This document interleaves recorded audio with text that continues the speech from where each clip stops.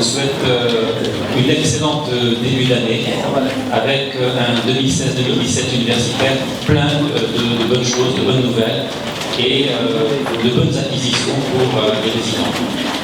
Je suis aussi très content aujourd'hui qu'on puisse faire une réunion commune avec nos collègues amis cardiologues et la présence des résidents de cardiologie ici témoigne de l'intérêt qu'ils portent à ces réunions qui, je l'espère, seront plus fréquentes entre notre UPR et les différentes autres UPR. Donc nous essayerons à chaque fois que c'est possible de travailler en tandem et de profiter des connaissances et de l'expérience de nos collègues des autres disciplines. Donc ce soir, nous allons parler de la fibrillation atriale. Ça peut paraître un petit peu quelque chose de rarissime, ce n'est pas du tout le cas. Nous sommes tous des clients potentiels pour la fibrillation atriale. Vous savez que plus l'âge augmente, plus on va dans notre vieillesse, plus on a des chances de perdre notre bon et cher sinusal et de finir donc un petit peu arythmique, sachant qu'à partir de 80 ans, pratiquement il y a 10% de chances chaque année supplémentaire de pouvoir faire de la fibrillation atriale. Et pour les réanimateurs et les anesthésistes, bien sûr, c'est un sujet cardiologique par excellence, mais pour les réanimateurs et les anesthésistes, c'est le trouble du rythme le plus fréquent, rencontré aussi bien au bloc opératoire qu'en réanimation. Et nous sommes réellement dépourvus par rapport à la bonne attitude face à ce trouble du rythme. Et nous travaillons juste par recopiage, si je puis dire, par rapport aux attitudes cardiologiques et par rapport aux guidelines cardiologiques, mais nous n'avons pas, par rapport à la réanimation, par rapport au bloc opératoire, de véritables algorithmes sur lesquels on peut vraiment se fonder. Et donc, c'est souvent un avis d'expert, c'est souvent une histoire d'expérience. Et si on a choisi ce sujet ce soir, en partie en collaboration avec les cardiologues, c'est pour pouvoir aussi qu'il y ait un vrai débat qui soit enrichissant, qu'on puisse leur dire quelles sont nos préoccupations au bloc opératoire et en réanimation, et qu'ils puissent nous dire aussi quels sont leurs soucis par rapport à la fibrillation atriale et au nouveau traitement de la fibrillation atriale. Nous sommes très heureux ce soir d'accueillir Madame le professeur Bourouche, qui est rythmologue, qui est un des piliers dans ce pays par rapport à la gestion des troubles du rythme cardiaque, qui a toujours enseigné la rythmologie au sein de l'UPR de cardiologie, qui est également un référent en matière de rythmologie. Et donc c'est avec un grand intérêt que nous allons l'écouter, parce qu'elle va nous parler des dernières recommandations du traitement et de la prise en charge de la fibrillation atriale à partir de ce qui a été dit à Rome. Vous savez qu'il y a une messe annuelle de la cardiologie qui se déroule chaque année en Europe, qu'on appelle l'ESC, l'European Society of Cardiology. Il y a également des messes associées entre European Society de Cardiologie et European Society of Anesthesia. Et très souvent, la FA est, disons, traitée dans l'une ou l'autre de ces sociétés savantes, et souvent, quand ces deux sociétés savantes se réunissent. Et donc, Madame Bourouche va nous parler sûrement des dernières recommandations qui ont été discutées à Rome fin août 2016. Donc, je te cède la parole, monsieur Cher. Merci. Merci beaucoup, monsieur le professeur. Et là, c'est avec plaisir que je viens participer avec vous. Je suis vraiment contente parce que je me retrouve avec mes patrons, mes maîtres, avec les résidents. L'ambiance du CHU, c'est vraiment agréable. Et donc, on m'a demandé effectivement de parler des nouveautés sur la fibrillation atriale. Je vais vous dire tout de suite, je ne vais pas aborder tous les sujets parce que c'est vraiment trop long. Mais je vais axer sur vraiment ce qui est vraiment nouveau en matière de fibrillation atriale, et vous allez voir tout de suite. On va essayer de faire les choses d'une manière interactive. Donc j'ai essayé d'intégrer un cas clinique, comme ça va faire réveiller, bouger tout le monde. Donc je vous remercie d'être là. Donc, on va commencer, je crois.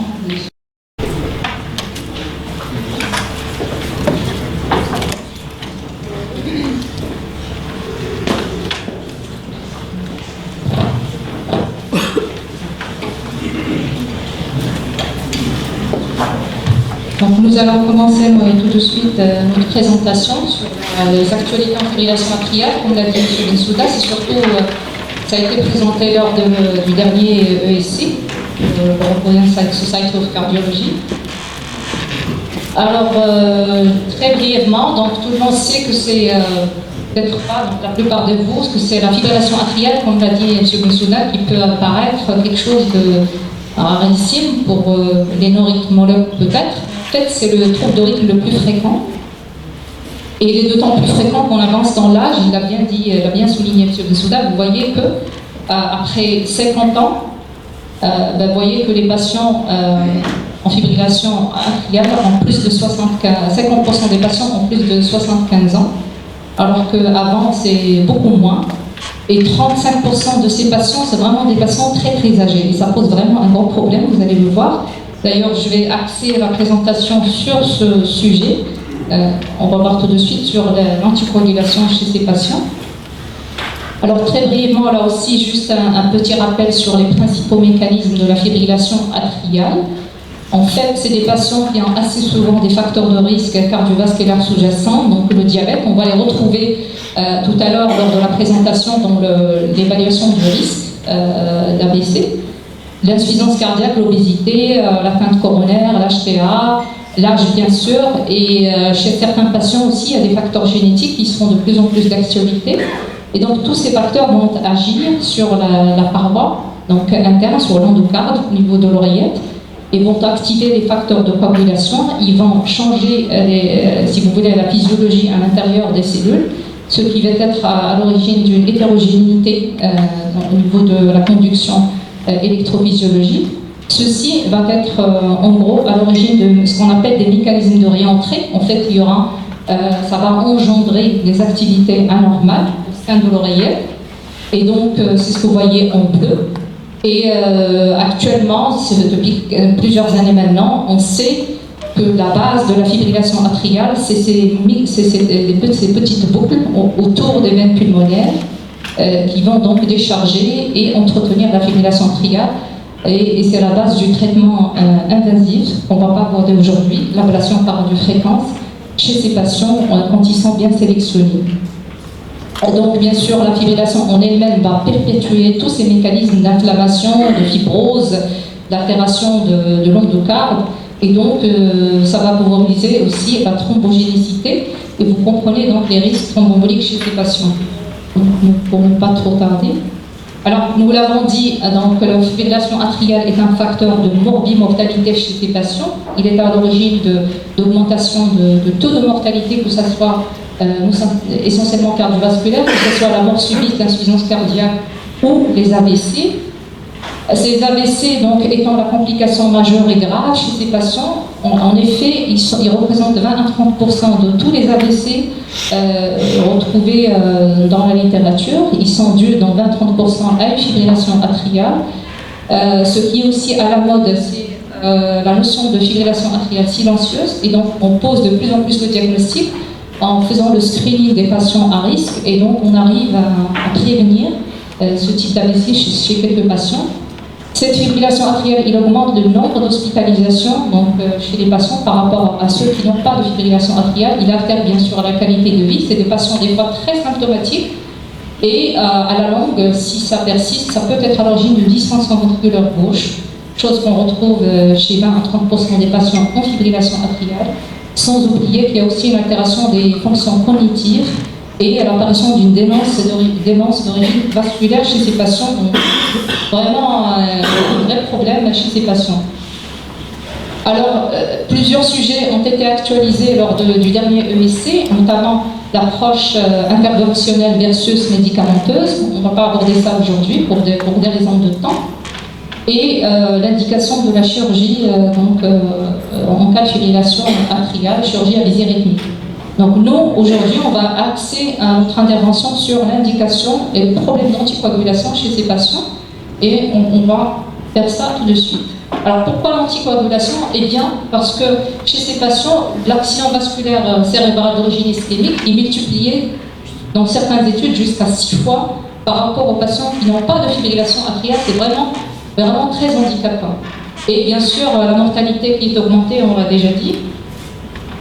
Ce problème d'AVC ischémique augmente avec l'âge, donc les sujets qui en font le plus sont ceux qui ont plus de 65 ans et plus de 75 ans. Donc, et c'est pour ça qu'il faut bien les prendre en charge. Ça, c'est juste les directives. Quand on est face à un patient de fibrillation atriale, il y a plusieurs pôles auxquels on doit s'intéresser. Il y a à l'admission, il faut donc soit ralentir, soit établir le rythme sinusal chez ces patients, selon les cas. Donc là aussi, ce qu'il faut se rappeler, il faut toujours se référer à la stabilité hémodynamique. La cardioversion étant urgente, sauf quand il y a une instabilité hémodynamique. D'accord ? Donc ça, il ne faut jamais l'oublier. Ensuite, pour ce qui est donc des modifications des facteurs de risque modifiables, par exemple pour l'HTA, pour l'obésité, il faut essayer de perdre de poids, d'équilibrer la tension artérielle, c'est un pilier principal chez ces patients. Et bien sûr, il faut se rappeler que de plus en plus actuellement, on ne s'acharne plus à réduire le rythme en sinusale, mais plutôt à améliorer le confort du patient. Donc, parce que dans différentes études, notamment les grandes études affirment, il n'a jamais été prouvé que le fait d'avoir un rythme sinusal était supérieur à un patient qui est en fibrillation atriale et qui est ralenti. Donc, nous, on va s'intéresser aujourd'hui à ces pôles, c'est-à-dire à l'évaluation du risque d'accident vasculaire cérébral ischémique donc chez ces patients, pour améliorer bien sûr la qualité de vie.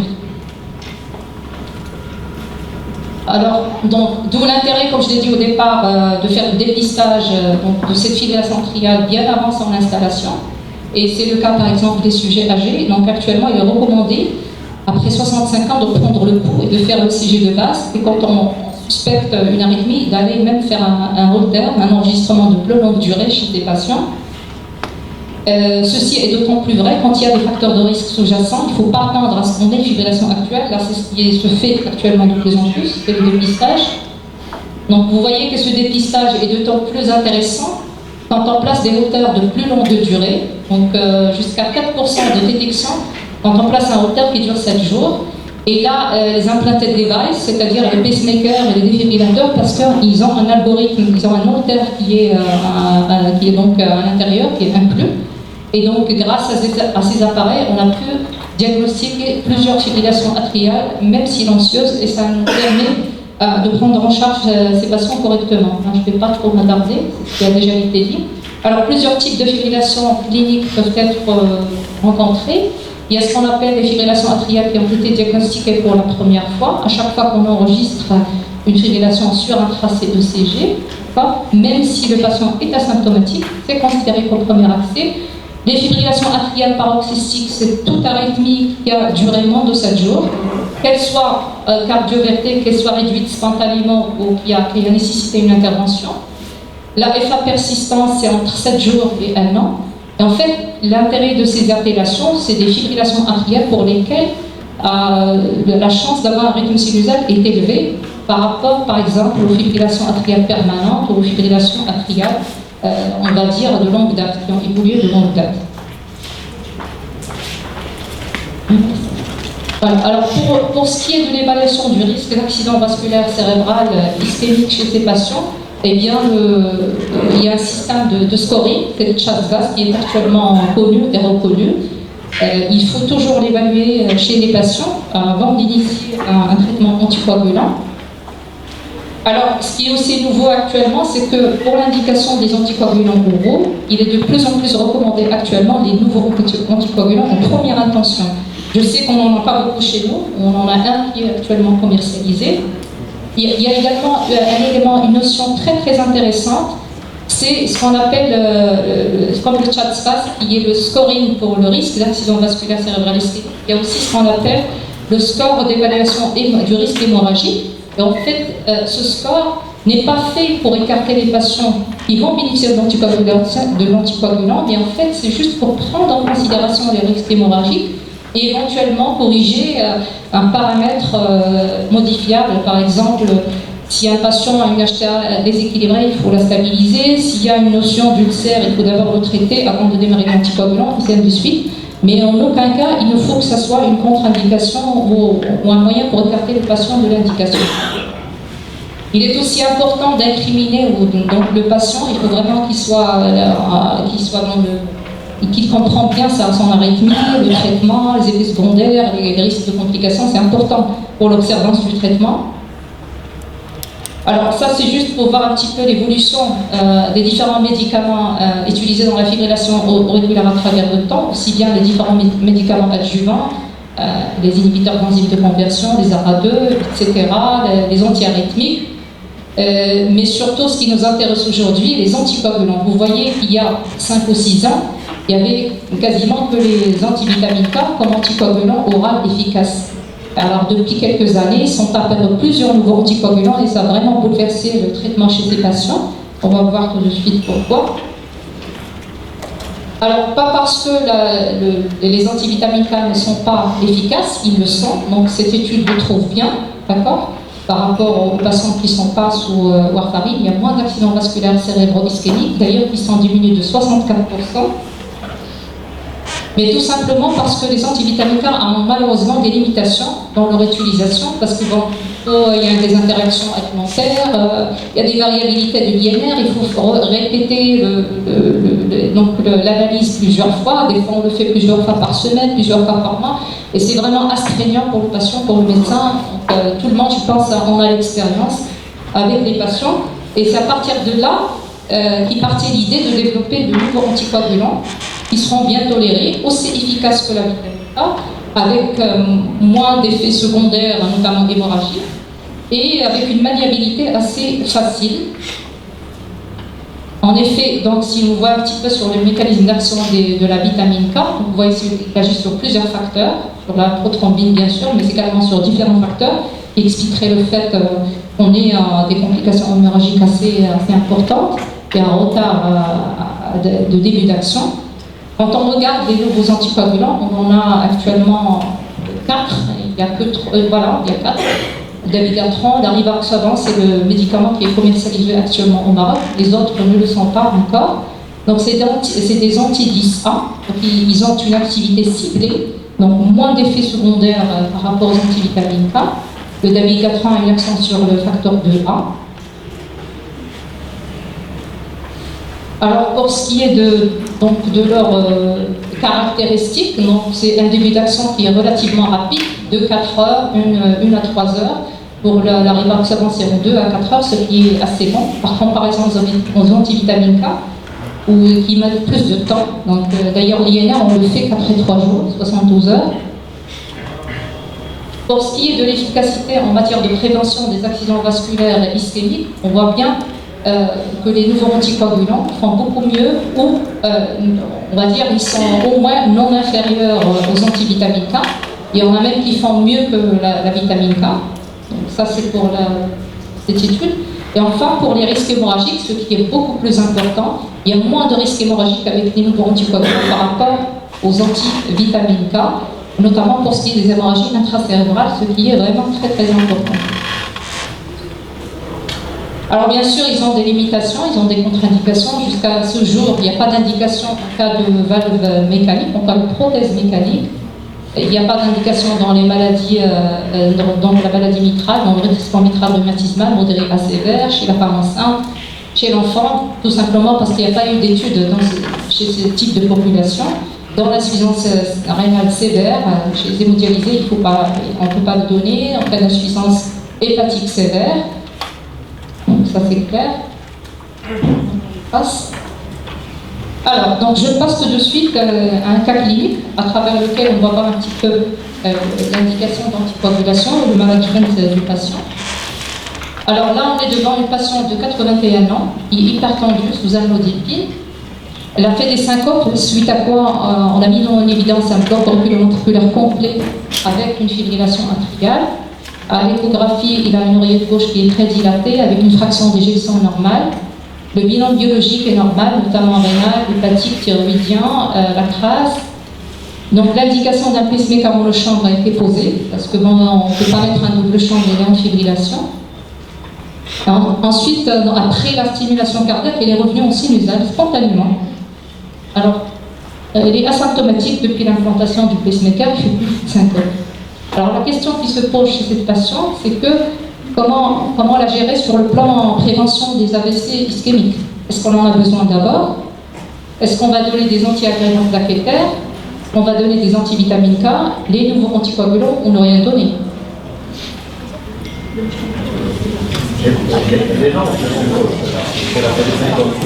Alors, elle a fait des syncopes, son problème est réglé, il a un BAV, on l'a stimulé, il a une pacemaker. Elle a fait une FA paroxystique, parce qu'elle était en fibrillation, il est revenu en sinusale. Elle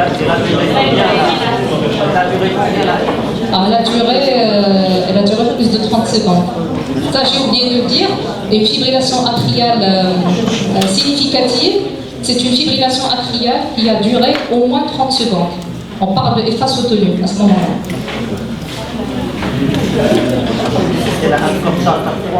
Voilà, donc il faut évaluer le Church-Vasc score, le risque d'AVC ischémique chez elle. Alors, vous voyez dans les nouvelles recommandations, il faut l'évaluer à chaque fois qu'on a un patient qui a une fibrillation atriale.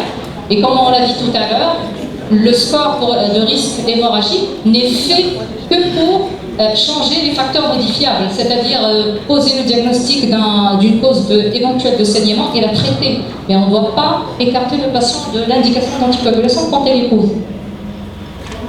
Voici donc le score de Church-Vasc. Donc il est basé sur ces facteurs-là. Il y a l'insuffisance cardiaque, qu'elle soit clinique ou échocardiographique, c'est-à-dire une distinction ventriculaire gauche, pour laquelle on attribue un point 1. Il y a l'hypertension artérielle à partir de 140 sur 90, ou bien quelqu'un qui est hypertendu et qui est sous traitement. Et donc on attribue un score à 1. L'âge de plus de 75 ans, vous voyez qu'on est déjà à 2. Le diabète, 1. L'existence d'antécédents d'AVC ischémique, transitoire ou autre accident thromboembolique, on est déjà à 2. Et l'existence de maladies vasculaires périphériques, donc l'âge, donc moi, plus jeune, ou le sexe. Donc il y a juste un petit élément concernant le sexe féminin. Actuellement, on le garde dans le Church-Vasc, mais en fait il ne fait plus partie, si on va dire, d'une évaluation du risque d'AVC ischémique à lui seul. C'est-à-dire qu'il faut s'agir d'une femme qui a en plus un autre facteur de risque cardiovasculaire pour donner l'anticoagulant. Alors, chez cette patiente, on peut revenir, qui a 81 ans, qui est hypertendue, qui est en fibrillation atriale, à votre avis, donc on a 4. Donc il y a l'HTA, il y a l'âge plus de 75 ans, sexe féminin, on est à 4. Donc on est à haut risque d'AVC ischémique. Le haut risque d'AVC ischémique commence à partir de 2. D'accord. Donc là, il est clair qu'il faut anticoaguler cette dame. Voilà. Alors, le retour en rythme sinusal n'écarte pas le risque d'AVC ischémique, au contraire, parce qu'on sait très bien que les patients, quand ils se convertissent en rythme sinusal, il y a des éléments électrovisuels qui se passent à l'intérieur de l'oreillette qui font qu'il y a une sorte on va dire d'hibernation de la paroi de l'oreillette, et ça peut entraîner une stase et des thrombus à la région d'AVC ischémique. Donc le fait que la FA soit paroxysique ne veut pas dire qu'il ne faut pas anticoaguler. Une fois qu'on a diagnostiqué la fibrillation atriale, la décision d'anticoagulation se base sur le Church-Vasc et non pas sur la durée de la fibrillation atriale. Pardon? La place? Alors, les TO à sa place si on a l'intention de convertir, de faire une cardioversion. Mais à part ça, on ne la fait pas systématiquement. Avoir une cardioversion, oui.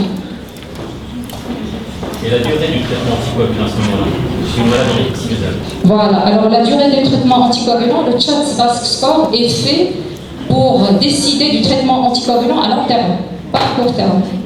D'accord? Le traitement à court terme n'est réservé qu'aux patients qui ont un faible Church-Vasc et qu'on veut réduire.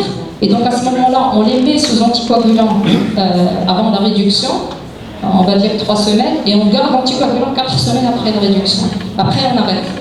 Mais c'est pour des gens qui ont un Church-Vasc égal à 0. Parce qu'actuellement, ils font anticoagulant même à partir d'un Church-Vasc égal à 1. Donc c'est vraiment des cas, des jeunes, des sujets jeunes qui font de la FA. L'âge et l'hypertension ne sont pas une contre-indication ou une limitation à l'anticoagulation. Au contraire, au contraire. Voilà, c'est ce que je disais tout à l'heure par facteur. Il faut agir sur un facteur modifiable, parce que vous avez tout à fait raison. Donc on va agir sur l'attention. Voilà, ça c'est le Hasblet, c'est le score pour évaluer le risque hémorragique. Et vous avez tout à fait raison. Et l'HTA, enfin, on retrouve pratiquement les mêmes paramètres. Les paramètres qui exposent au risque d'AVC ischémique sont pratiquement les mêmes qui exposent au risque hémorragique. Pour ça, donc, dans les dernières recommandations, on a bien insisté que l'évaluation du risque hémorragique n'était pas pour éliminer le patient de l'anticoagulation, mais c'est juste pour en tenir compte et traiter d'éventuels paramètres modifiables. Bien sûr, donc il faut évaluer le score hémorragique chez ces patients, ça c'est évident. Donc voilà, c'est ce qu'on disait tout à l'heure. Donc voilà, à chaque fois qu'il y a des facteurs qu'on peut modifier par rapport au risque hémorragique, il faut le faire. L'HTA, les INR labiles, etc., les médications qui prédisposent notamment les ANS, l'excès de prise d'alcool. Et puis, s'il y a une anémie, il faut la corriger. S'il y a une insuffisance rénale, il faut la traiter, essayer de l'améliorer. L'insuffisance hépatique également. Donc vous voyez, mais ce n'est pas une contre-indication, je veux dire, les vraies contre-indications, ce sont les facteurs non modifiables. C'est les paramètres sur lesquels on ne peut pas agir. Par exemple, chez quelqu'un qui a une cirrhose du foie, là il n'y a rien à faire, c'est une contre-indication, on ne peut rien faire, on ne peut pas donner d'anticoagulant dans ce cas. Je suis tout à fait d'accord avec toi quand tu dis hypertension artérielle, parce que là il y a une petite confusion qu'il faut lever.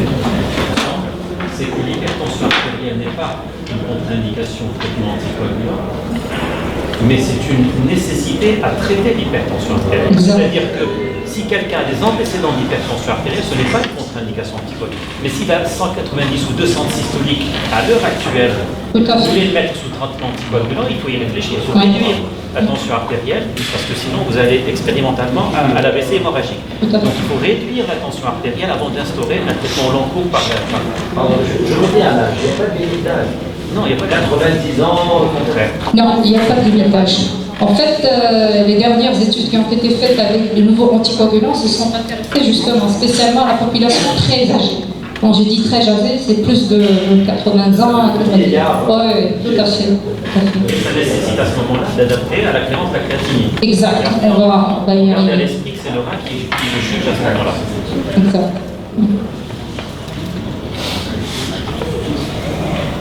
Voilà, alors donc, quel traitement anticoagulant on va choisir?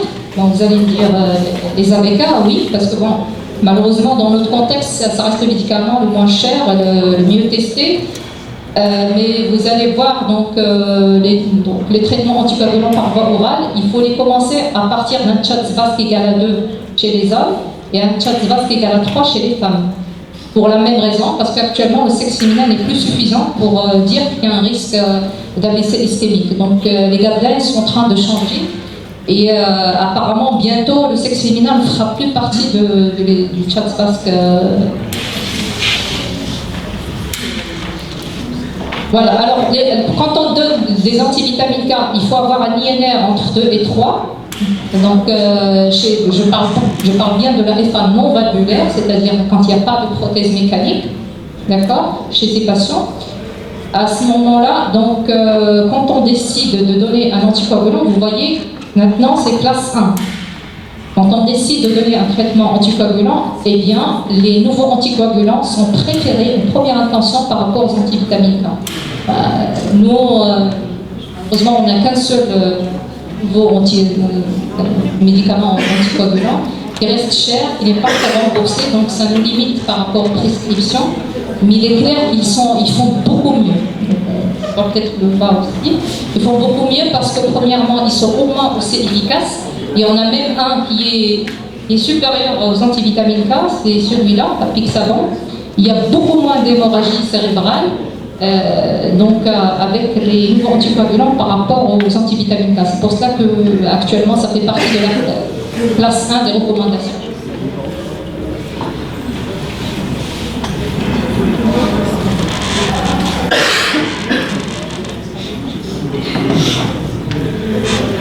Voilà, donc en résumé, voilà comment on s'y prend.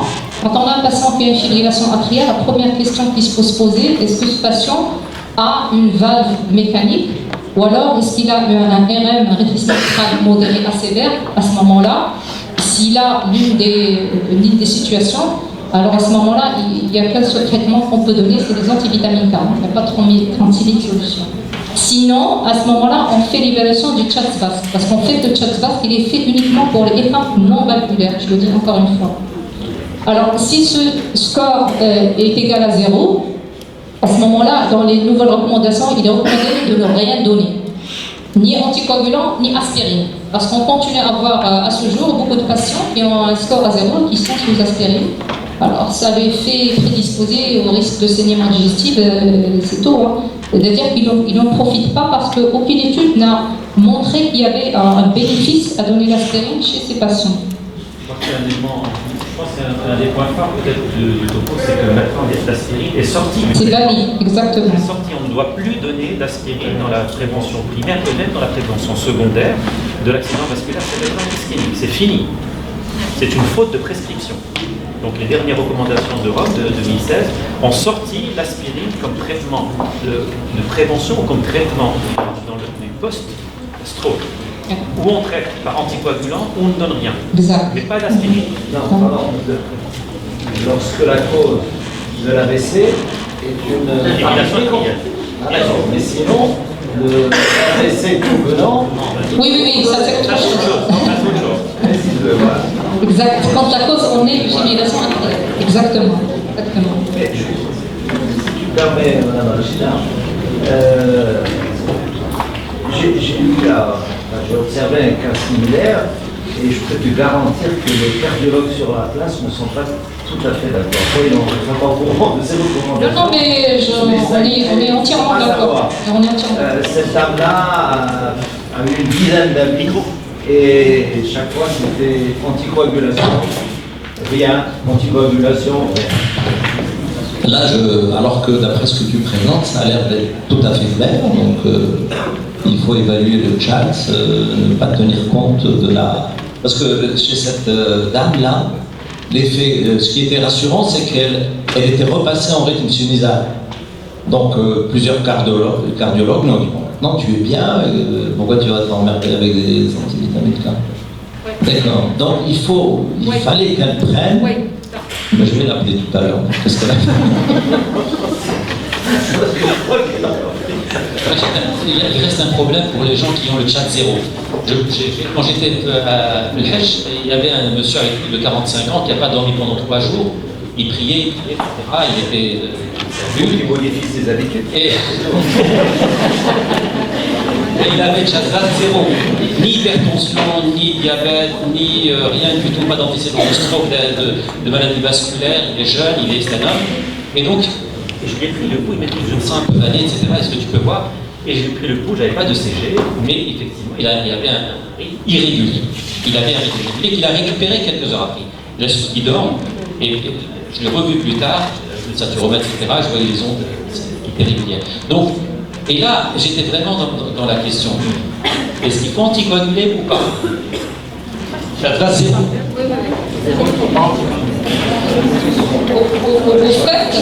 Au fait, quand on évalue le CHA2-VASc, c'est pour voir est-ce qu'on va mettre le patient sous anticoagulant à vie. Maintenant, la seule indication d'anticoagulation, comme je l'ai dit tout à l'heure au début, chez quelqu'un qui a un CHA2-VASc égal à 0, c'est quand il y a une fibrillation atriale et que cette fibrillation atriale a duré plus de 48 heures et qu'on veut le convertir en rythme sinusal. On sait maintenant que quand la FA dure plus de 48 heures, il y a un risque thromboembolique. D'accord? Alors, pour convertir, pour réduire le rythme sinusal, au moment où on fait la cardioversion, que ce soit en donnant de la myodarone ou en faisant un choc, exactement, il faut qu'il soit protégé, parce qu'à ce moment-là, il y a un haut risque thromboembolique.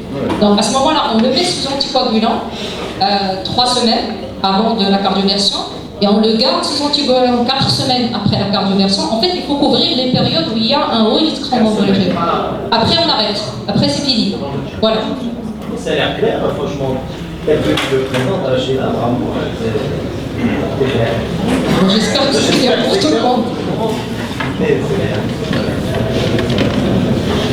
Donc voilà, donc vous voyez après, quand on a un risque, un CHA2-VASc à 1, à ce moment-là, il faut donner donc un traitement anticoagulant par voie orale, donc pour le patient.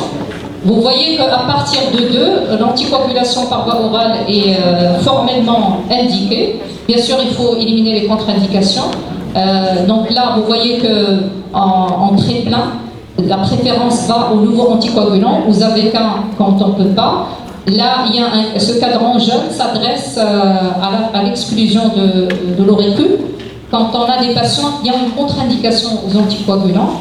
à ce moment-là, oui, ça reste une alternative. Donc on ne va pas aborder vraiment les indications aujourd'hui, mais c'est une alternative. Pardon, ce que j'ai dit à Steve, donc l'aspirine ne sert à rien.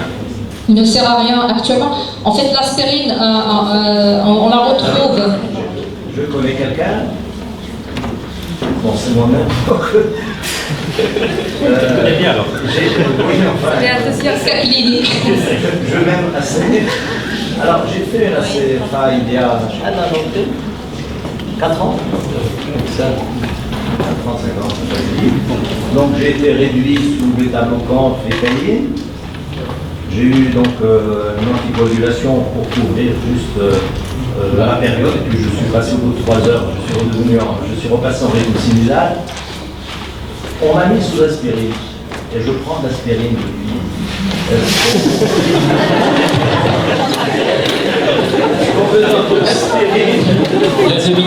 Les Rob 2007. Moi j'aimerais bien l'arrêter, l'aspirine. J'aimerais bien l'arrêter, l'aspirine. Alors, je dis, la question a été tranchée, c'est ce mois d'août. C'est les dernières recommandations parce que l'aspirine est sortie. Si on reprend, on verra à la chita, excuse-moi, je t'ai appelé le micro. C'est sorti des recommandations. Ça a été dans les recommandations jusqu'à août 2016. Le CHADS-VASc 1, on a par exemple un facteur de risque. Moi j'ai 0 facteur. À part là, non mais j'ai pas 75 ans. Non, tu as 65 ans. 65 ans. Pas encore. Ne te les fais pas. Ne te les fais pas. Mais ça vient de sortir des recos. Oui, tout à fait. Avant, c'était aspirine pour CHADS-VASc 1. Mais août 2016, ils ont sorti l'aspirine. C'est soit anticoagulant, soit rien. En 2012, Jusqu'à 2016. et tu sais, moi j'ai l'impression que les cardiologues donnent de l'aspirine pour donner quelque chose, pour rassurer. Hein. C'est comme pour prévenir la phlébite sur plâtre, on donne encore de l'aspirine, ça ne sert à rien. Je sais, mais voilà. C'est l'habitude. En fait, je ne sais pas si on aura le temps, mais en fait, l'aspirine actuellement, en association aux anticoagulants chez un patient qui a une fibrillation atriale, n'a de la place que chez certains patients particuliers. Chez les patients coronariens qui viennent d'être stentés, et encore, les gardiens sont très clairs, c'est pas à vie, il y a une durée qu'il faut respecter. Ou alors, comme vous l'avez dit, chez les patients qui ont fait un AVC ischémique cérébral, et qu'il y a un temps, là aussi, à respecter avant de réintroduire les anticoagulants. À ce moment-là, il faut les couvrir par l'aspirine. Mais à part ces deux situations, il n'y a pas de place. Donc je peux l'arrêter. En tout cas, il y a intérêt à vérifier s'il n'y a pas d'histoire gastrique, digestive, d'ulcère ou de gastrite. Parce que les problèmes sont venus, pourquoi l'aspirine a été arrêtée? Parce que d'une part, elle ne sert à rien, mais en plus, elle est délétère sur le tube digestif. Et c'est les gens qui ont fait des hémorragies digestives sous aspirine non justifiées qui a fait reconsidérer la chose. En fait, maintenant, ce qu'ils disent, c'est pas dans la recommandation, mais ils le mettent, si vous voulez, en étoile. Ils disent que l'aspirine n'est réservée qu'aux sujets à haut risque qui refusent l'anticoagulant. Pas parce qu'il y a une contre-indication à une hémorragie, mais ils refusent, ils ne veulent pas. Ils ne veulent pas. À ce moment-là, on les met comme ça, mais à faible dose. C'est pas éthique ça de les donner comme ça. Il faut que le médecin soit convaincu. Mais c'est pas dans la recommandation. Voilà. C'est-à-dire le patient refuse et si il veut pas. Soit ça. Ouais, exactement. Je te donne mais je veux dire qu'on tient un haut risque, hein. Mais chaque fois, c'est on ne donne rien du tout, parce que bon, on est plus. J'attendrai 65 ans. Pour faire plaisir à ta vie. J'ai mis un deuxième cas clinique, je ne sais pas si on a encore le temps, sinon on s'arrête. D'accord. En fait, c'est pour illustrer un petit peu les cas des malades coronariens. Là, c'est un patient qui a 79 ans, hypertendu, bon, il a plein de choses, il est en fibrillation atriale sous antivitamine K, il a déjà fait des accidents vasculaires ischémiques, il a fait une hémorragie ORF, bon, qui n'était pas de grande abondance. Il a 2 stents sur l'interventriculaire antérieur. Il a encore fait un AVC ischémique il y a 3 ans. Donc, ce qui a dû arrêter, ils ont arrêté les antivitamines K, relais paralysés par une voie moléculaire, il a fait un hématome abdominal. Il a une dysfonction végécévaire, enfin bref, il a fait une douleur, donc on a mis un stent actif. En le temps c'était bon, les stents actifs, les anciennes générations, je pense qu'avec une petite génération ça change. Et donc en fait, moi on l'a référé parce qu'il fallait discuter, éventuellement proposer un pacemaker de chambre pour améliorer sa fonction ventriculaire. je ne le présente pas pour ça, en fait, je le présente pour discuter l'anticoagulation chez le patient. Et c'est un patient qui a une cléarance de la créatinine à 33, il a une thrombopénie, il est sous traitement optimal de son insuffisance cardiaque, il est sous triple association. Depuis 2014, voilà. AVK, anti-adhérent plaquettaire et clopidogrel. Voilà. Alors, chez ce patient, que faire?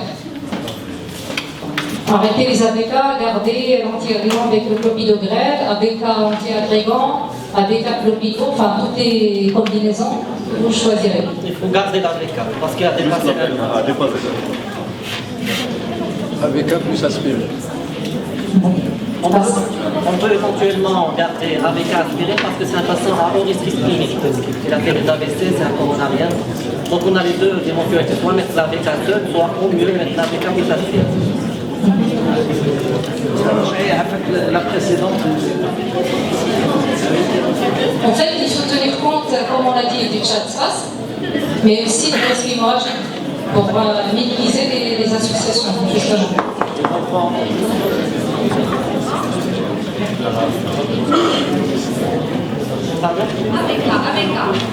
Avec Pour le AZN de risque hémorragique, c'est quand on est avant un an. C'est-à-dire là, on est au-delà d'un an. ouais. C'est quelle que soit la situation, c'est AVK seul. Exactement. C'est un patient qui a un risque ischémique, il vaut mieux garder l'aspirine. Il a la même chose. Au-delà d'un an. Au fait, Au-delà d'un an, il faut encore un an. Avant un an, c'est le AZN qui. Avec un seul, moi. Avec un seul. au fait, ce qui est. C'est bien d'avoir un stade actif en. Mais on fait en 2014.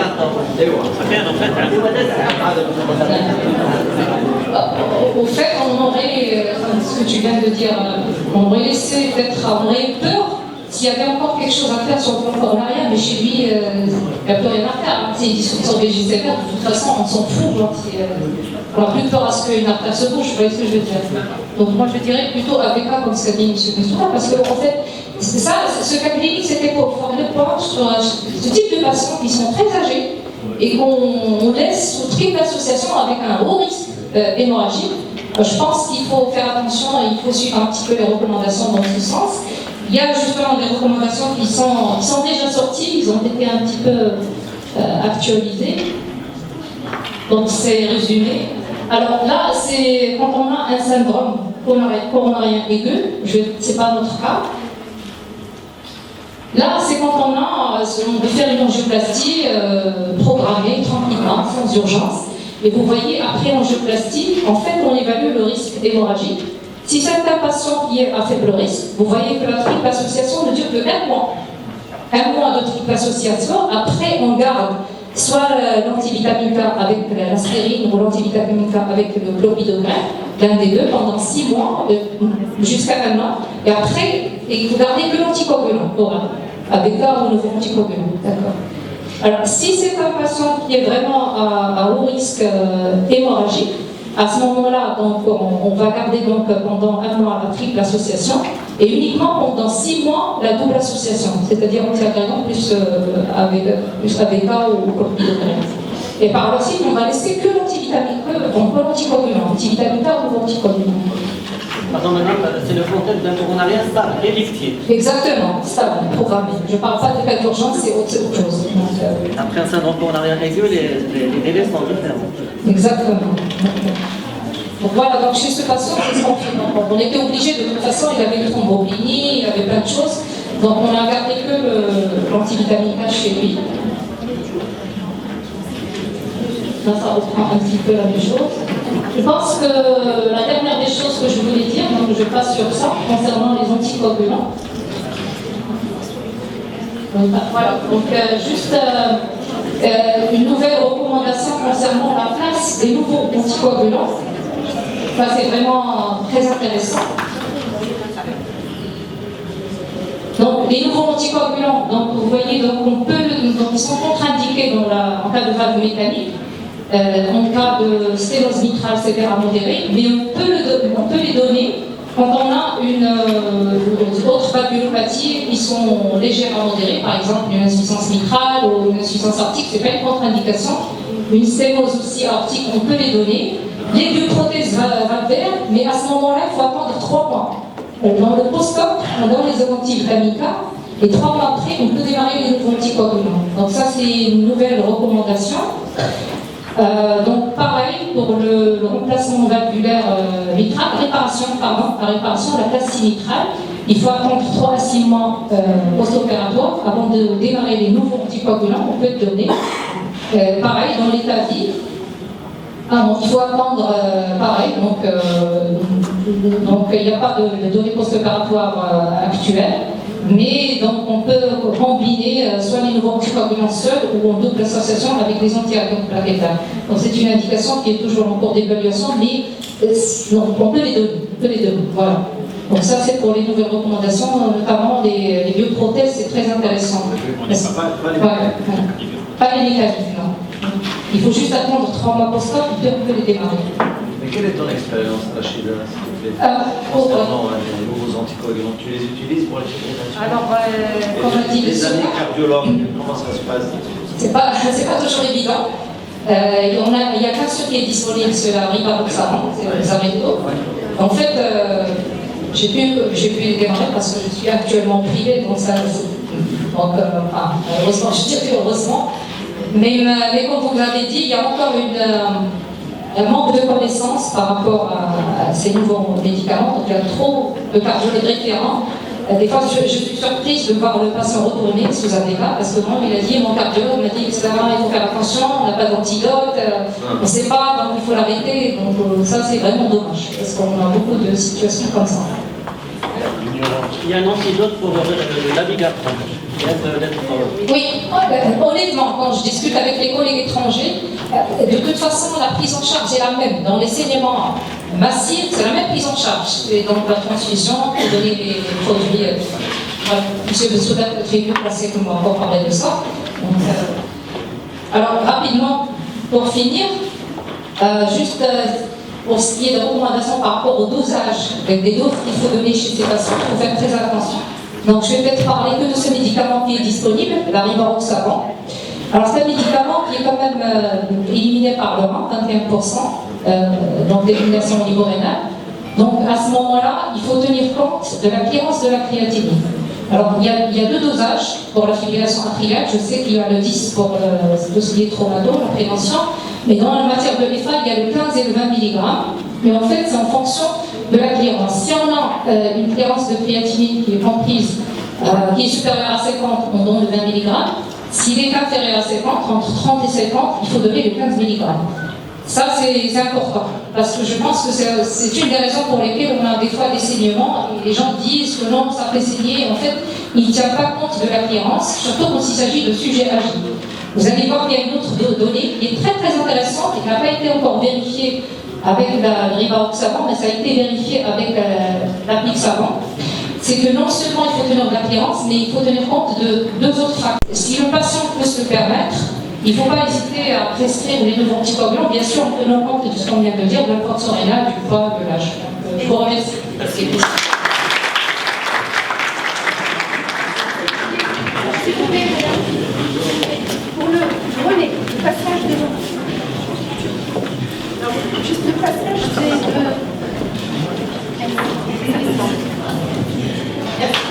le relais, le passage de l'antivitamine K aux comment établir ce passage par rapport établir la relation de la maladie. Alors il y a des recommandations sur ce. Pas trop m'attarder, je peux projeter les recommandations dans ce sens. C'est bien codifié, en fait, je pense que je les ai ici, voilà. Pour quelqu'un qui prenait déjà les antivitamines K, eh bien, il faut arrêter 2 jours. Alors, pour nous, c'est la sélécomarol, c'est le 5 grammes. D'accord? Il faut arrêter 2 jours, et puis faire l'INR. Si l'INR est inférieur ou égal à 2, on peut commencer les nouveaux anticoagulants. D'accord? Si c'est entre 2 et 2,5, on peut les commencer immédiatement ou le lendemain, en fonction du risque hémorragique, là encore. Si l'INR est supérieur à 3, à ce moment-là, il faut plutôt reporter, voilà, il faut ajouter au moins, enfin, il faut ajouter quelques jours jusqu'à ce que l'INR soit inférieur à 1. Donc c'est bien codifié. Les passages de l'un à l'autre est actuellement bien codifié dans les recommandations. Vous pouvez consulter les recommandations de l'ASC 2007, c'est vraiment... D'autres questions?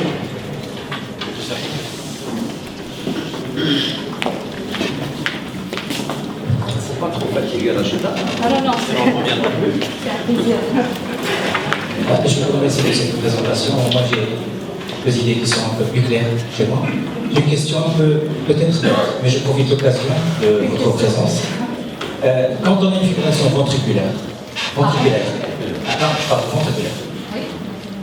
là, on se permet de choquer le malade sans se poser la question est-ce qu'il faut l'anticoaguler ou pas.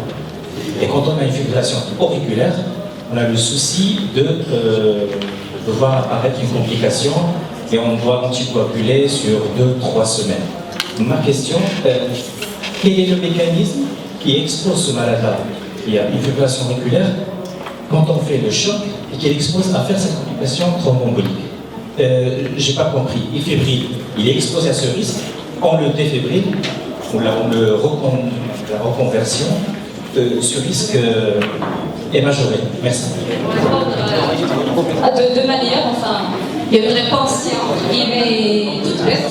En maladie de fibrillation ventriculaire, c'est une urgence, il faut choper. La deuxième réponse, c'est que bon, à l'étage auriculaire, les mécanismes sont complètement différents. Les physiopathologiques sont différents.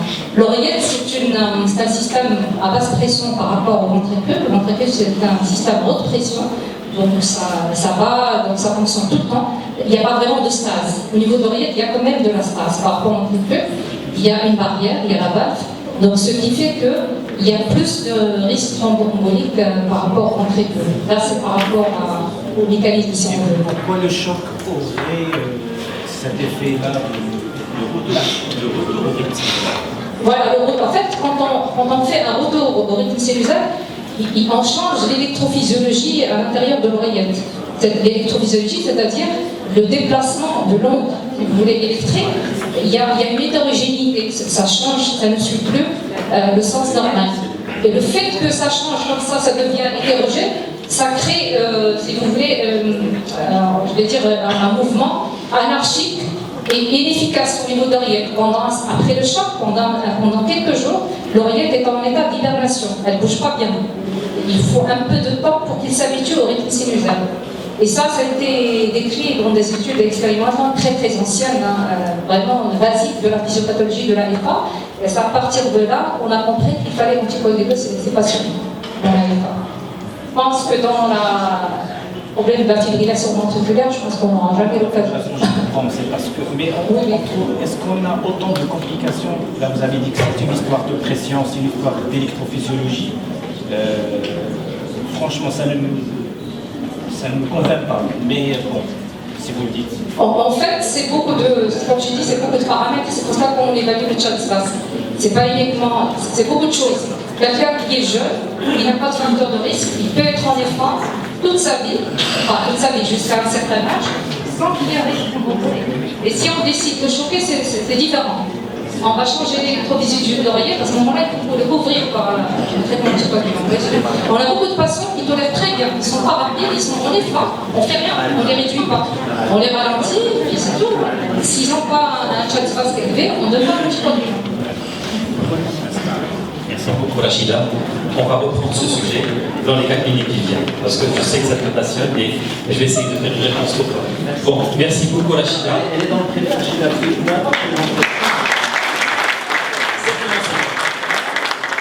On a une faculté privée, donc elle est privée. Non. Bien, mes chers amis, merci beaucoup. Merci pour les questions, pour l'intérêt que vous avez porté au sujet. Donc, nous allons continuer dans cette deuxième partie pour vous parler un peu des préoccupations des animateurs par rapport à la FA. Et j'ai 4 cas cliniques, si on peut les passer tous les 4, ça serait formidable. Sinon, on va y aller en fonction du temps, avec la promesse de finir dans 1 heure. Donc, je vais vous parler de la première chose, du premier cas clinique. C'est quoi? C'est un patient qui va rentrer au bloc opératoire, en rythme sinusal, il a été vu en CPA, tout va bien, et puis on lui passe les électrodes et on voit qu'il est en FA. qu'est-ce qu'on fait? Est-ce qu'on le sort du bloc? Est-ce qu'on l'opère? Est-ce qu'on l'opère pas? Etc. Voilà. Ça, c'est le premier cas clinique. Le deuxième cas clinique, ce sont les patients qui sont sous AOD, qui sont sous Xarelto, puisque c'est ce médicament qu'il y a maintenant au Maroc, et qui va avoir, c'est une dame qui va avoir une prothèse de genou. Qu'est-ce qu'on fait, nous, anesthésie, si vous voulez, par rapport au vous, cardiologue, qui allez conseiller votre patient que vous avez mis sous Xarelto, par rapport à comment le prendre en charge pour la période préopératoire. Quand est-ce qu'il faut arrêter le Xarelto pour que les choses se passent bien? Est-ce qu'il faut faire engueuler par les HVPN, etc. Donc ça, c'est le deuxième cas clinique. Le troisième cas clinique, c'est une hémorragie digestive. J'ai quelqu'un qui prend du Xarelto et qui fait une hémorragie digestive. Qu'est-ce qu'il faut faire? Et le quatrième, c'est un patient qui fait une hémorragie intracrânienne. Donc vous voyez que le programme est assez dense. Je vais essayer d'aller rapidement en faisant interagir la salle et en espérant que ça vous intéresse.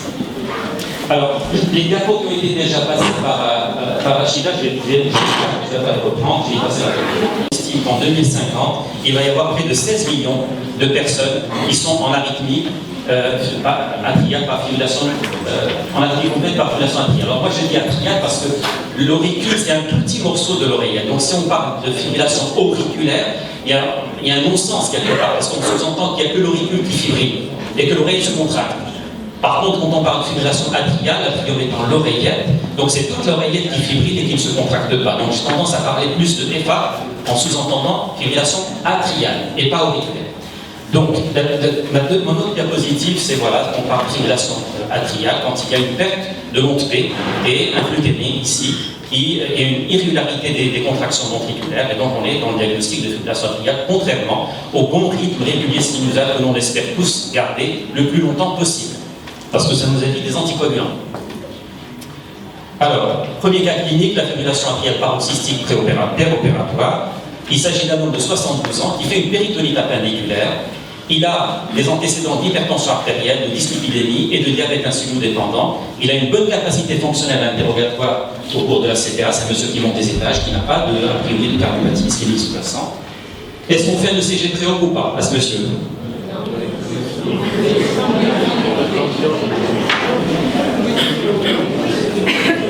Alors, il faut faire un ECG pour plusieurs raisons. Il faut faire un ECG. Je te dis des recommandations communes entre.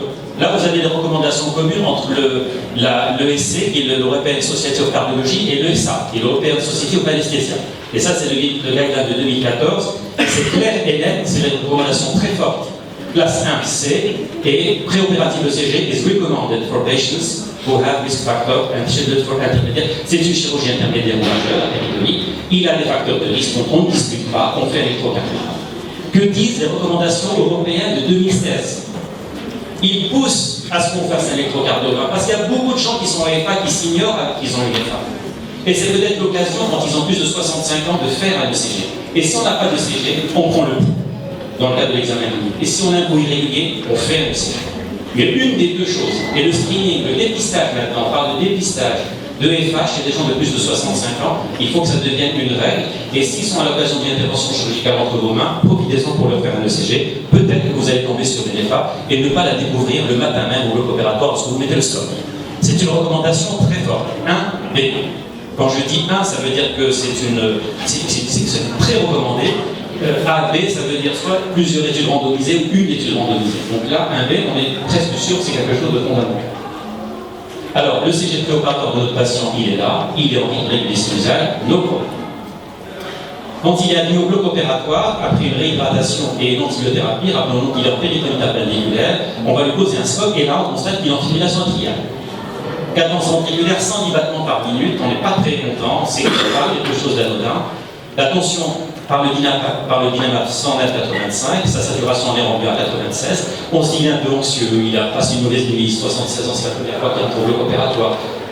Il y a une petite indication, on va voir. 2 mg midazolam, plus 2 mg midazolam encore, parce que 2 mg ne suffisent pas, plus 25 grammes d'amphétamine, rien. Le patient est toujours en FA, mais il ne sent rien. On vous dit est-ce que ça va? Il me dit oui, moi ça va, il est mort de trouble, mais il nous dit que ça va. Il est asymptomatique au plan cardiovasculaire. Haute conduite, est-ce qu'il faut opérer ce malade ou est-ce qu'il faut reporter la chirurgie et l'envoyer chez le cardiologue? Péritonique, la chirurgie, on n'a plus le choix. Excellent. Et donc, mais comme on est de bons médecins, on va se dire, bah, tiens, on va quand même vérifier la calibre. Est-ce qu'il n'est pas en hypokaliémie et qui risque d'être la source de ces histoires? Est-ce qu'il n'est pas en acidose? C'est une péritonite, il démarre un choc septique. Est-ce qu'il n'est pas en train de faire des lactates, etc. Il ne faut pas les tricades. Tout va bien. Il a 4 de kaliémie, il a un équilibre acide-base qui est bien. La glycémie, c'est un diabétique insulino-dépendant, il a une glycémie dans les limites acceptables. Mais on prend quand même la peine de demander une TSH. Et l'utroponie, on se dit la 75, on sait une cardiopathie ischémique qui démarre à l'occasion de ce stress sous fond du NEFA, on fait utroponie. Et puis on monitor, Dynamap, SPO2, CAPNO, en fait on pose la question centrale, on n'est pas très sérieux, on n'est pas très content de ce patient, on n'est pas très sûr, on se dit ça risque de tourner au vinaigre, autant avoir un cathé central avec vraiment démarré, et effectivement ça va servir. Et on fait une induction anesthésique, cette année ce qu'on va plein avec une séquence rapide, intubation retrachéale, ventilation artificielle, et on entretient l'anesthésie de manière classique avec des morphiniques, du propofol, des courats, et un combiné air-oxygène 64. Quelques minutes après l'incision, on passe à 176 de fréquence ventriculaire.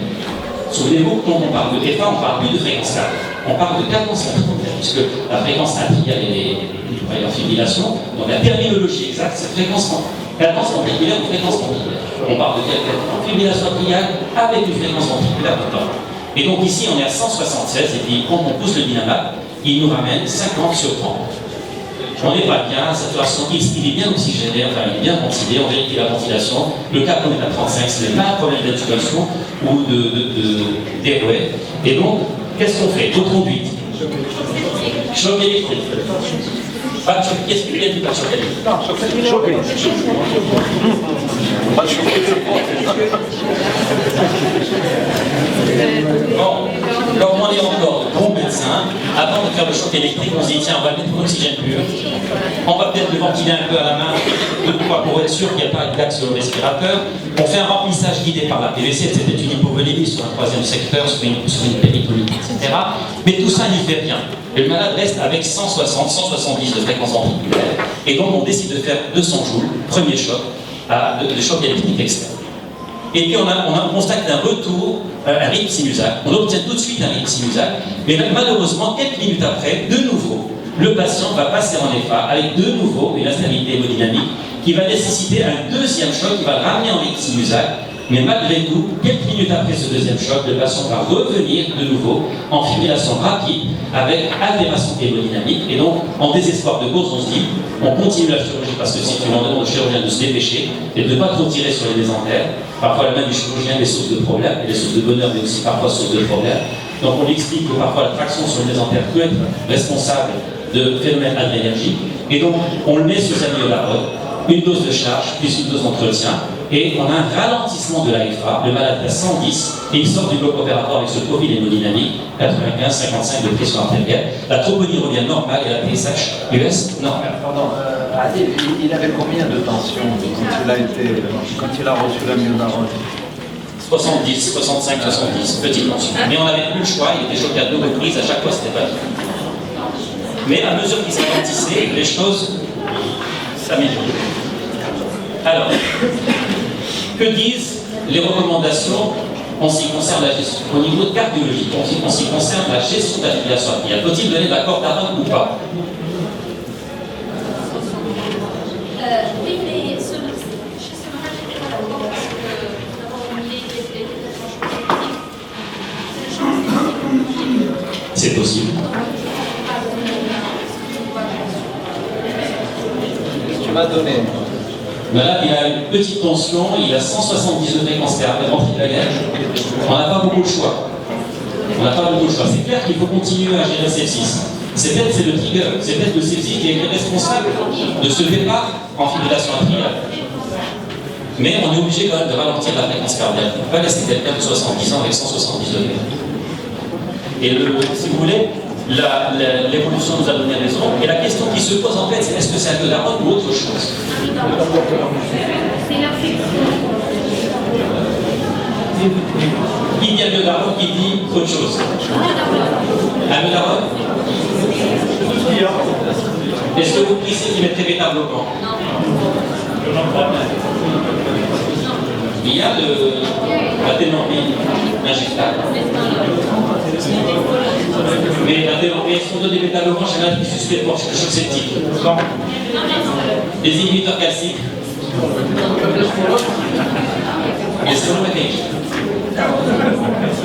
C'est un bêta-bloquant. Donc les recommandations disent qu'en cardiologie, ça serait esmolol à essayer et inhibiteur calcium en premier, et si ça ne marche pas, on passe à la myodarone. Dans notre contexte, c'est pour ça que je vous dis, on est un peu dans la glisse parce que les recommandations ne sont pas très claires pour la configuration bloc opératoire ou réanimation. On a donné l'accord d'Aaron, mais j'estime qu'on est hors recommandation. On a donné l'accord d'Aaron de premier accord. Mais je pense qu'aucun d'entre nous n'aurait donné des bêta-bloquants dans ce contexte. On aurait couru à la catastrophe. De toute façon, il est en instabilité hémodynamique. En plus, il est en instabilité hémodynamique, donc on est très gêné de donner, même si des fois tu conçois l'arachidate chez les trados, etc., quand ils sont très rapides, même avec des petites tensions, le fait de leur donner des bêta-bloquants, ça les améliore un peu, mais c'est autre chose. Alors, les recos, instabilité hémodynamique, menaçant le pronostic vital. Est-ce qu'il y a une menace de pronostic vital? Si oui, on fait une cardioversion. En fait, on fait un choc électrique. Pas une cardioversion, on fait un choc électrique. Est-ce que vous faites la différence entre cardioversion et choc électrique? Ce sont deux choses différentes. Le choc électrique, on vient avec notre patte à défibriller, et notre défibrillateur est en choc de 100, etc., plus 150, 200. La cardioversion, on fixe d'abord des électrodes qui fixent l'onde R, et on va taper avec le défibrillateur sur l'onde R. On va éviter de taper sur l'onde T, qui va nous faire passer en fibrillation ventriculaire. Donc on est en mode synchro. Voilà. C'est ce qu'on appelle la cardioversion. Sinon, quand on vient et qu'on ne met pas synchrone ou non synchrone et qu'on choque, c'est là, c'est du choc électrique externe. C'est même on est là. Donc, si instabilité hémodynamique, choc électrique externe, si on n'est pas dans l'instabilité hémodynamique menaçant le pronostic vital, est-ce qu'on anticoagule ou pas? Est-ce qu'on contrôle la fréquence cardiaque ou est-ce qu'on ralentit la fréquence cardiaque et ensuite, si ça ne marche pas, est-ce qu'on contrôle le rythme? Donc la vraie question, c'est au bloc opératoire, faut-il ralentir ou réduire? Et là, on retrouve un peu la question que tu as posée à est-ce qu'il faut ralentir ou réduire? C'est là le vrai débat au bloc opératoire. Parce que si on veut réduire, on risque de se taper un AVC ischémique. Il peut y avoir du caillou qui s'est déjà organisé. Et vouloir obtenir coûte que coûte le rythme régulier sinusal, c'est exposer le malade au réveil à la catastrophe. Est-ce qu'on ralentit? Si on ralentit et qu'on a une hémodynamique acceptable, c'est peut-être mieux. Et laisser la réduction du trouble du rythme, à un moment, on sera plus tranquille pour faire le TT, le TO, voir s'il y a du thrombus, s'il n'y a pas de thrombus, est-ce qu'on peut anticoaguler, pas anticoaguler? Donc là aussi, c'est au bloc opératoire. Donc la question, c'est qu'il faut ralentir la FA et non pas la réduire. Si on n'arrive pas à la ralentir, que le pronostic vital est menacé, là on est obligé de choquer. L'hémodynamique, c'est l'objectif, d'avoir une bonne toujours. Toujours. Faut-il anticoaguler avant le choc électrique externe? Ça répond à ta question, cher. On est dans l'urgence. Le pronostic vital est menacé. On a pas anticoagulé et puis on est au bloc opératoire, on opère. Alors, on peut coaguler. Donc on est obligé de taper. Non, je voulais juste ajouter une précision, comme ça dit. Au bloc opératoire, de toute façon, on ne va pas donner d'anticoagulant. Mais par exemple, si on se trouve devant un patient qui est instable hémodynamiquement, mais pas au bloc, dans la recommandation, si on juge que son de cette phase qui est fait, il est recommandé de donner un bolus d'héparine avant de cardiologie.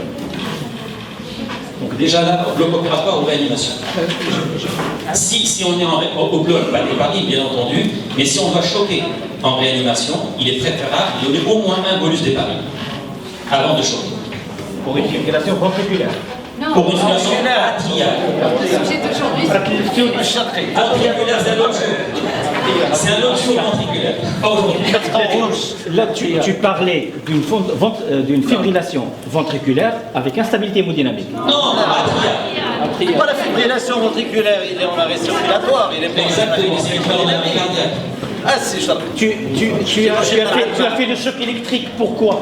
Pour une fibrillation atriale en état de choc. En état de choc. Oui. Après, je te fais. pour le ratio, c'est la fin de la journée. Des fois, il parle de fibrillation ventriculaire. Professeur Ferré, juste pour vous rassurer, de toute façon, vous n'avez pas tout à fait tort. Hein. Quand la FA est très rapide, alors ça peut donner un tableau de fibrillation ventriculaire, parce que quand ça conduit rapidement vers les ventricules, on se retrouve comme un tableau de fibrillation ventriculaire. Et le cas le plus typique, c'est le cas des patients qui ont une voie accessoire Et au fond, ça conduit que par la voie accessoire. C'est quand on dépolarise le ventricule directement à travers une fibre très rapide. On a des QRS qui sont très larges. Ça ressemble exactement à de la fibrillation ventriculaire. Donc vous n'êtes pas loin, donc vous n'avez pas tout à fait. À 176 de cadence ventriculaire, je vois mal comment on peut faire la différence entre une fibrillation ventriculaire. En fait, les complexes sont fins. Le seul cas où c'est large, c'est quand ça passe par une voie accessoire. Donc ça, c'est autre chose, c'est pas l'objectif.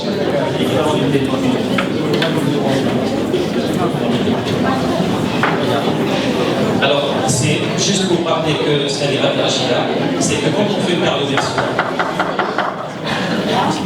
une cardioversion, c'est mieux d'avoir de l'anticoagulation.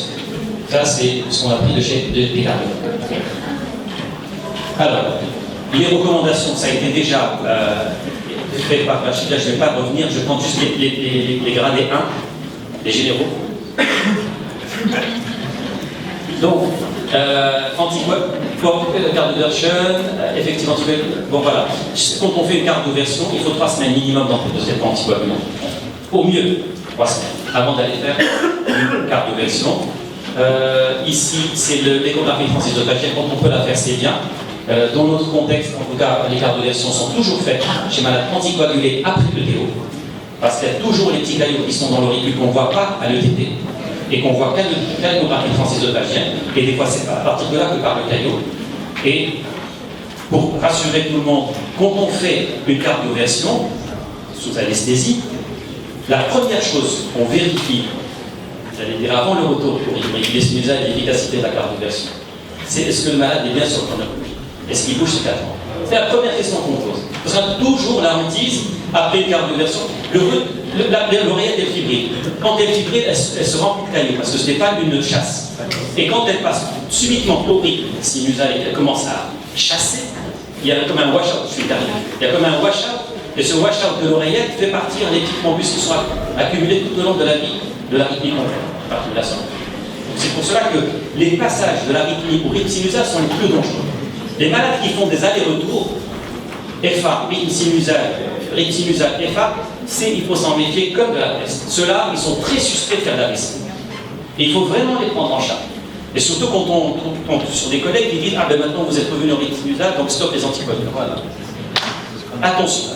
Parce qu'il faut être sûr que le malade ne va plus revenir en rythme sinusal, en FA, et il faut être sûr qu'il n'y a pas de facteur de risque, qu'il n'y a pas de poche dilatée, qu'il n'y a pas de dysfonction végétale. Il y a une liste.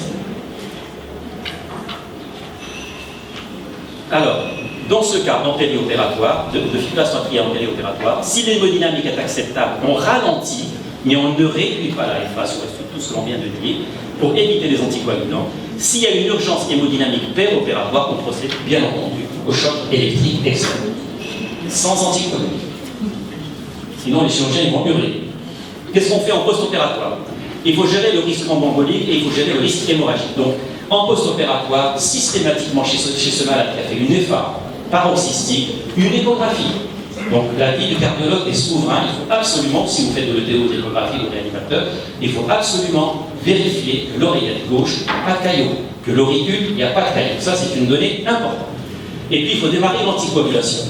Est-ce que cette anticoagulation doit être démarrée comme en cardiologie? On ne peut pas. On est dans le post-opératoire immédiat, il y a une grosse balafre abdominale, le malade vient de sortir d'une péritonite apiculaire, on ne peut pas mettre du xarelto à gauche et envoyer le malade chez lui.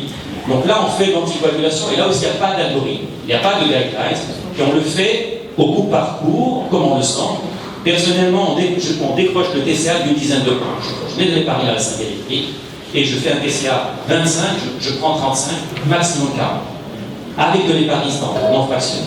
Au cas où ça saignerait, et qu'il doit y avoir une reprise au bloc opératoire, on puisse toujours réverser, et on sait que les paris c'est 1 heure ou 2. Je ne mets pas d'HDPL et je ne mets a fortiori pas d'AVK dans ce contexte du post-opératoire immédiat. Le cas clinique numéro 2 maintenant. Un malade qui est rentré pour une intervention à la on découvre chirurgie programmée, ça dépend à quel stade on est de la chirurgie programmée. Est-ce que le malade il est juste en train, il est juste installé au bloc opératoire. Est-ce que l'adduction est faite? Non, il rentre au bloc, on le score. Il rentre au bloc, la logique voudrait que ce malade aille voir en sorte du bloc opératoire. Il y a un trop gros risque d'accident embolique. Trop gros risque d'accident embolique, on n'a pas le droit, nous, anesthésiste, de faire prendre mal. Parce que s'il se réveille de l'anesthésie avec une hémiplégie, on est mal. Un malade qui rentre pour une rhinoplastie, je fais une caricature encore une fois. Maintenant, est-ce qu'on est obligé de faire sortir du bloc tous les malades qui sont AFA? Ça, c'est une vraie question. Est-ce que l'anxiété préopératoire, puisqu'un malade non prémédiqué, qui est un peu anxiogène, qui a un profil un peu pusillanime, ça, on peut voir ce type de patient. Et c'est l'anxiété qui est le trigger de l'AFA. Comme dans la vie courante d'ailleurs. La personne qui est sinusale, mais elle apprend une mauvaise nouvelle, elle n'est pas bien, elle a une contrariété, elle passe en AFA. Est-ce que cette personne-là, on la sort du bloc opératoire sous prétexte qu'elle a peur de l'intervention? C'est pour cela qu'il faut prémédiquer ces malades. Moi, c'est ce que j'ai essayé de faire. Midazolam 2 fois plus un peu de fentanyl, j'ai laissé au calme, j'ai vu les choses. Est-ce que c'est une FAP qui a continué, ou est-ce qu'il est revenu en rythme du sinusal? Est-ce que le malade au calme, etc. Je pense qu'il faut aussi faire le distinguo, mais de prime abord, quand c'est une FAP qui est bien installée, c'est un malade qui vous dit oui, j'ai toujours eu des petites faiblesses comme ça, je me sens pas bien. Il vaut mieux qu'il aille voir le cardiologue avant de reprendre le bloc, sauf quand c'est une urgence de service. Oui. Le profil, votre consultation préventive, le profil du patient. On en suit vraiment avant qu'il arrive au contact.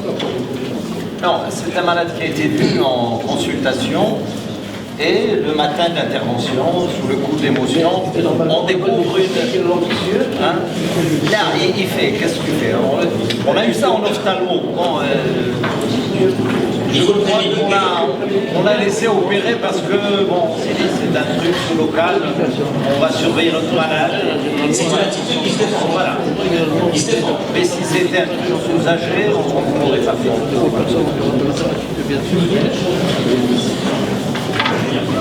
Juste une question concernant le caractère secondaire de la réforme. Par exemple, si on avait trouvé une dysphalémie ou quelque chose qui est hypovolémie, une anémie qui explique la réforme, est-ce que le risque d'un décès est identique, sachant que le patient peut-être qu'il a retrouvé une date après la correction de tout cela?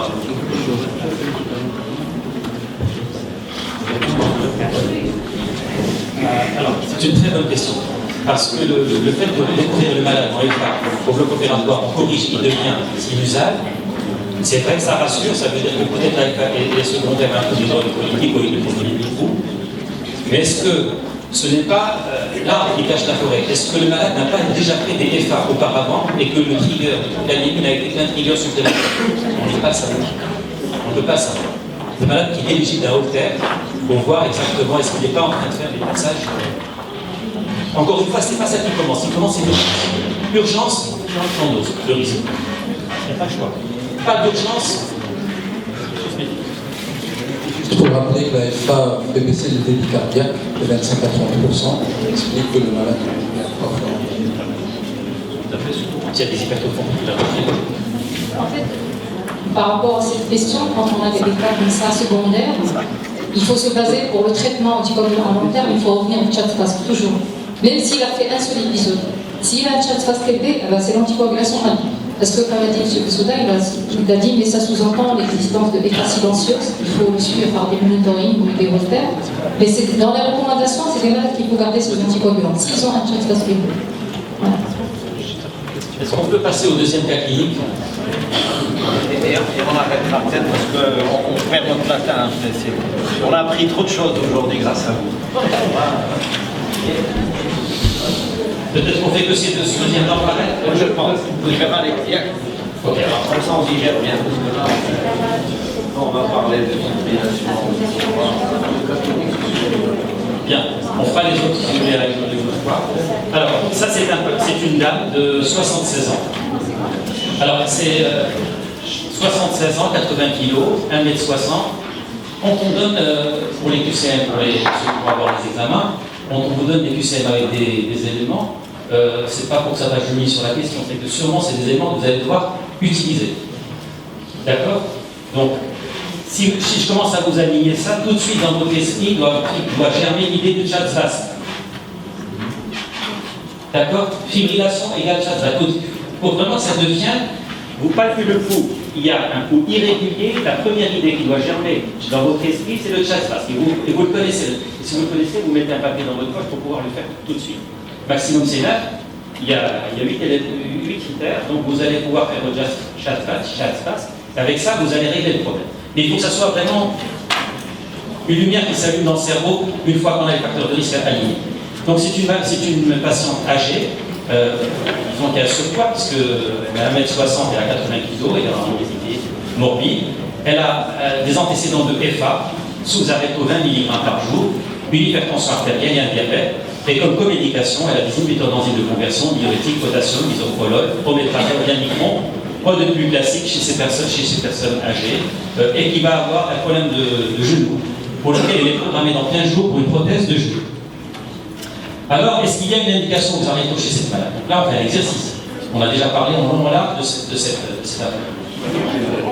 On applique le score de Chatspas. Alors, on applique le score de Chatspas. Il est là. Elle est hyper tendue, elle a de l'âge, c'est une femme, score 1, donc ça fait au moins un Chatspas supérieur à 3. Et puis, on lui a fait une échographie qui dit que cette malade n'a pas d'anomalie au niveau de la page mitrale. Donc, ça plus ça nous permet de traiter cette malade avec le Xarelto, et donc le cardiologue il a mis sous Xarelto et dans le frère, puisque ce sont les deux critères que l'on réclame pour pouvoir être autorisé à donner le Xarelto à la place du symptôme. Une fibrillation atriale non valvulaire, non mitrale, et un Chatspas supérieur à 2 pour les hommes et supérieur à 3 pour les femmes. Voilà les vocaux. C'est ce qu'a montré tout à l'heure Rachida. Le score de Chatspas est nécessaire et c'est une pierre angulaire dans l'évaluation. Et ce score il dit que pour les mails, pour les mails AF, les fibrillations atriales chez l'homme, c'est 2, et chez la femme, c'est 3. Fait AF, c'est 3. Donc on est chez une femme qui a une fibrillation atriale avec un chat supérieur à 3, elle n'a pas d'anomalie mitrale, c'est normal, et le traitement par Xarelto est justifié. Qu'allons-nous faire maintenant de ce Xarelto chez cette malade qui va être opérée du genou? Alors, faut-il arrêter la veille de l'intervention? Faut-il arrêter 2 jours avant l'opération, 3 jours avant l'opération avec une clairance de la créatinine, 5 jours de l'opération? Il ne faut pas vérifier là-dessus. Soit arrêter 5 jours avec la clairance de la créatinine. 2008 du Xarelto, c'est une donnée importante. 5 jours, c'est choqué, oui. Je prends. Aucune idée, c'est honnête. 3-4 jours. Pourquoi? Justifiez votre réponse. 3 jours. Parce que déjà, c'est pas une chirurgie anesthésiologique très importante. Le genou? Tout de même. On le fait sous carreau, mais quand vous avez le carreau, ça glisse. Intermédiaire, je vous le prends, mais quand même pas à faible risque, tout de même. D'abord, ce n'est pas une patiente qui est une insuffisance lactique. C'est pas une patiente? Il faut calculer déjà la clairance lactique. C'est une clairance normale, c'est 2 à 3 fois la demi-litre de Xarelto. D'accord. Si la patiente. Donc 3 jours. 3 jours. D'accord. Est-ce que cette malade, vous allez l'opérer sous AG ou sous rachianesthésie?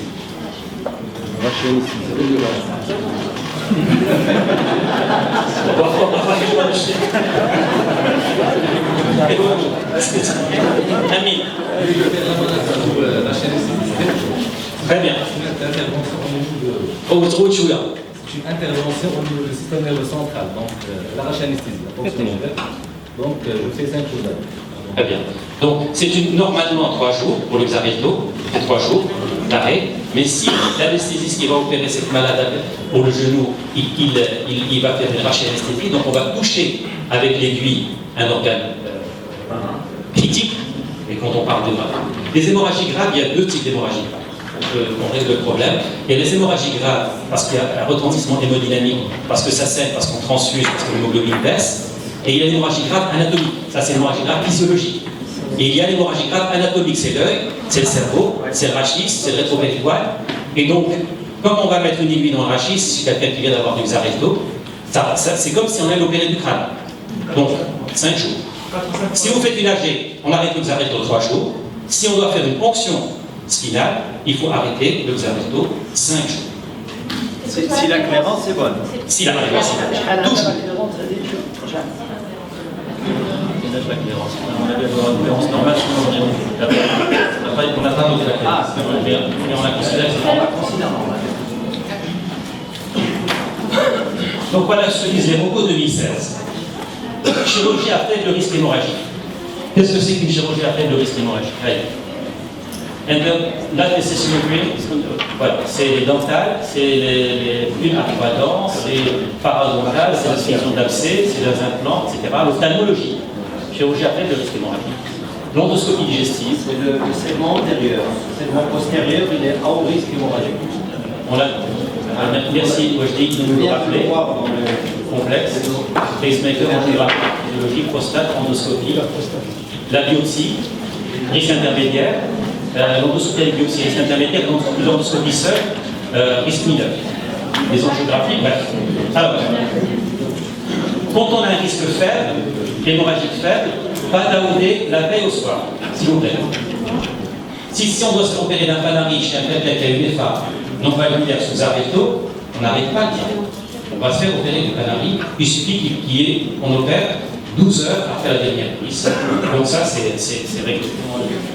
Si le risque hémorragique est intermédiaire ou élevé, alors intermédiaire, on arrête le rivaroxaban, il est là à J-3, à condition que la créatinine soit supérieure à 30 ml par minute.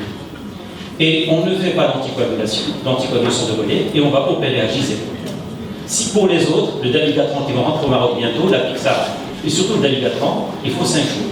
Si on doit opérer sur un organe critique, pour la PTG, on combine le genou qui est moyennement hémorragique, la corde, plus une ponction spinale qui est une chirurgie, équivalente chirurgie dans un système nerveux clos, et bien on va donc dans les 5 jours. Donc pour notre malade, il faut arrêter le Xarelto 5 jours avant la chirurgie. Donc chirurgie à haut risque hémorragique, ponction lombaire, trachée anesthésie, donc risque hémorragique plus organe critique, 5 jours plus cléarance d'acrétine. Votre attitude par rapport au relais préopératoire par les HDPR. Là, il y a un grand changement entre 2015 et 2016. Donc là, 2016, on ne met plus pour le relais court, c'est-à-dire quand on arrête 3 jours. Pas d'HDPR. Pas d'HDPR. On arrête point bas, même si le malade a une fibrillation atriale et qu'il a le risque thrombembolique, on estime que pendant 3 jours, il est relativement protégé s'il a été au long cours traité par le Xarelto. Si il y a un AVC, s'il y a un AVC, c'est ce qu'on appelle les risques thrombemboliques élevés. S'il a un AVC de moins de 3-6 mois, ou s'il a une TPP ou une embolie pulmonaire de moins de 3 mois, là, le relais par les HDP est justifié. Il n'y a que dans ce cas-là où le relais, mais dans le tout venant, on arrête on arrête de 3 jours, on opère. Reprise des AOD en post-opératoire. Est-ce qu'on doit reprendre les anticoagulants oraux après l'intervention et comment? Est-ce que quelqu'un a une idée? Est-ce que d'abord on doit les reprendre? On va les reprendre, c'est sûr, parce que la PTG maintenant est une indication au Xarelto en préventif, dans la dose de 10 mg. Parce que vous avez la Xarelto 10, 15 et 20. Pour la PTG, pour la PTH, c'est 10 mg, c'est des pastilles de 10 mg. Donc déjà, rien que pour la PTG, on est censé reprendre le Xarelto, et si on donne pas le Xarelto, on doit donner les paris moléculaires pendant 2 semaines. Ça, c'est le tarif pour les PTG, car c'est une information. Pour les prothèses de hanche, on doit absolument garder le malade dans les phares. Pas en FA, du fait même seulement de la prothèse de hanche et de l'immobilisation. On doit les garder 1 mois sous traitement anticoagulant, et pour les prothèses de genoux, 15 jours.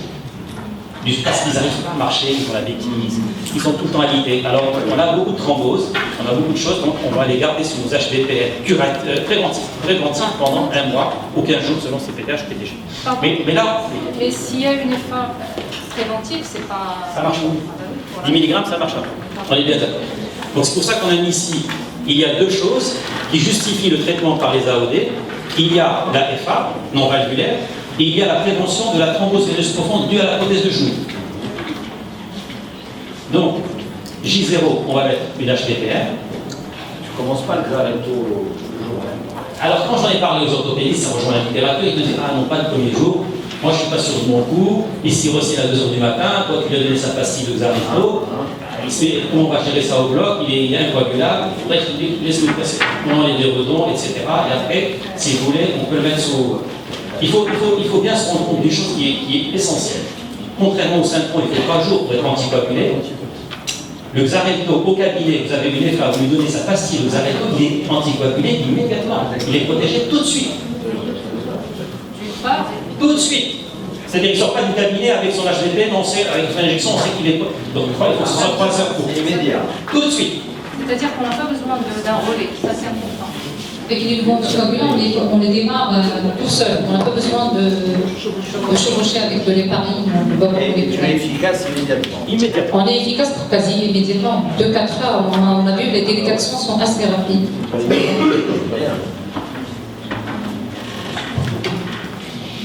Donc ça justifie le traitement par Xarelto une fois qu'on a passé les premières 24 heures.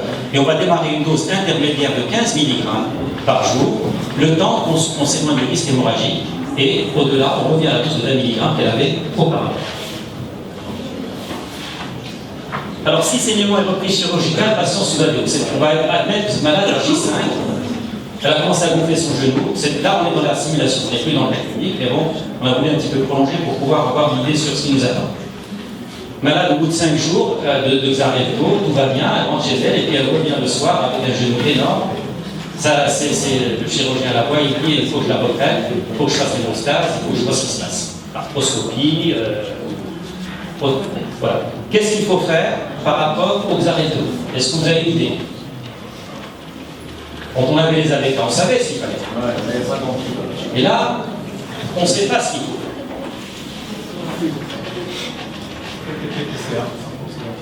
PPTCA, est-ce que vraiment ça compte? Là, il faut jouer sur les émonctoires. Il est dialysable? Il n'est pas dialysable. Il n'est pas dialysable. L'idéal dans ces situations-là, c'est ce qui compte, c'est l'heure de prise du Xarelto. À quelle heure la patiente a pris sa dernière prise de Xarelto? Est-ce qu'on peut, et la question, comme c'est des médicaments qui agissent rapidement et qui s'éliminent rapidement, plus on s'éloigne de la prise du médicament, et plus on retrouve une hémostase normale. Donc si on peut différer cet hématome du genou... La demi-vie, tu as dit 12 heures, entre 7 et 12 heures, la demi-vie. Mais le délai d'action, la durée d'action, parce qu'il y a une différence, 3 jours. Non, pas 3 jours. Non. Au bout de 24 heures, il faut prendre la deuxième pastille, la pastille suivante. 24 heures, vous n'êtes plus protégé, il faut prendre votre pastille. Non, parce que tout à l'heure, tu as dit, la chirurgie, on doit la programmer au-delà de 3 jours. J-3. Oui, ça. Et ça passe qu'on voire 5, 6. C'est parce que là, on peut obtenir une hémostase chirurgicale. Oui. C'est différent de. D'accord. C'est différent de ça. Donc là, ce qu'il faudrait faire, c'est jouer sur le délai, essayer de retarder cette chirurgie au maximum. Si la personne vient de prendre son Xarelto, le charbon, on retrouve préconisé partout, le charbon activé, il va empêcher l'absorption du Xarelto. Et à ce moment-là, on est obligé de mettre un antidote ou un procoagulant. Alors les antidotes, vous allez trouver tous ces noms bizarres, Praxben, etc. Mais non. Les procoagulants, mais le seul procoagulant qu'on a, c'est Novocédène. C'est la seule possibilité. Ça n'empêche pas de foncer sur le Xarelto et de traiter les malades qui sont épanovasculaires par le Xarelto, parce qu'on est resté quand même pendant 1 an et demi à se dire attention, on n'a pas d'antidote, on n'a pas de ceci, là qu'il faut. Et je comprends l'inquiétude des collègues cardiologues, comme tu l'as dit, Sylvain Delachidol, qui disent à leurs patients oui, mais on n'a pas d'antidote, etc. Mais les accidents vasculaires ischémiques sont tellement plus rares avec le Xarelto versus avec nous. Les hémorragies intracrâniennes sont tellement plus rares par rapport aux AVK, ça serait grave de laisser passer cette chance au malade et de continuer à le laisser, parce qu'il a eu des de continuer à le laisser sous AVK, je parle des fins valvulaires, non mitrales, de continuer à le laisser sous AVK avec ce risque d'hémorragie intracrânienne et d'hémorragie et d'accident embolique, alors qu'il y a un nouveau traitement qui est là, sous prétexte qu'on n'a pas d'antidote ou et au pire des cas, on a le Novocédène. Alors Novocédène, il y a la presse, il y a la personne qui le commercialise, c'est Novo Nordisk qui commercialise le Novocédène, et ça peut améliorer un peu les qualités de l'hémostase.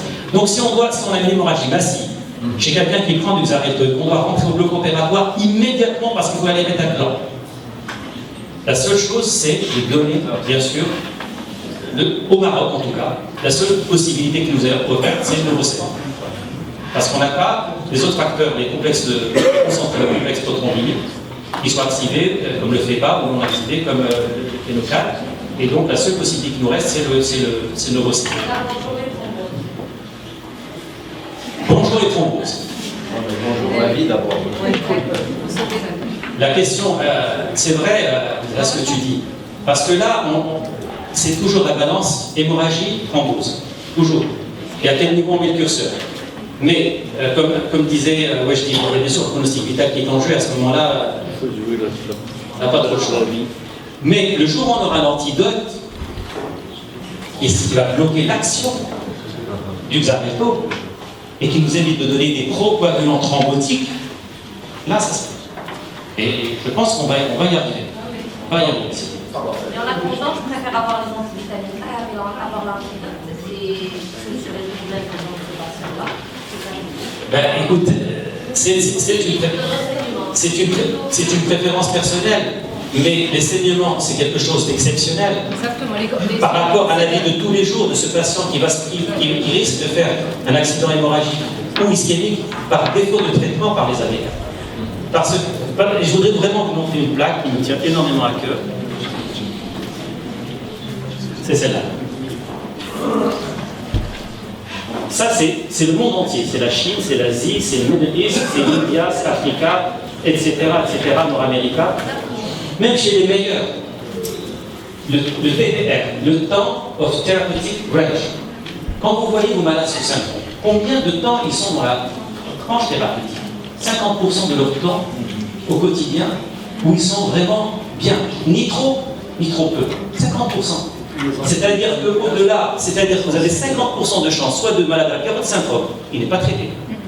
Et il y a un risque hystémique. Même si à un instant T, la l'INR va être à 3, et ça te rassure. Et ça ne veut pas dire qu'il est tout le temps à 3. Ou alors, à un moment donné de la journée, il est à 5, il suffit qu'il tombe ou qu'il colle sa tête contre la fenêtre ou n'importe quoi, il est avec un AVC hémorragique.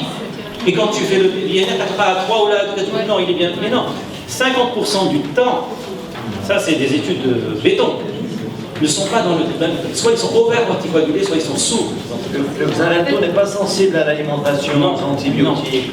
Il y a des interférences, mais pas l'alimentation. En fait, je voudrais même compléter mon intervention. Enfin, ça dépend quel côté du verre on voit, en fait.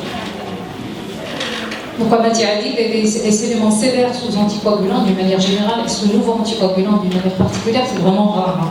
Je ne sais pas si tu es d'accord avec moi. Ça, d'une part.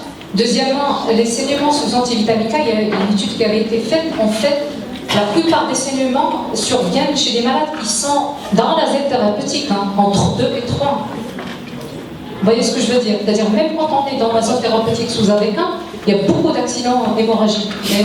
C'est pour cela qu'on préfère, enfin, les nouveaux anticoagulants sont supérieurs parce qu'il y a moins de risques hémorragiques intracrâniens. Quand j'ai dit moins de risques, par comparaison aux AVK dans la zone thérapeutique.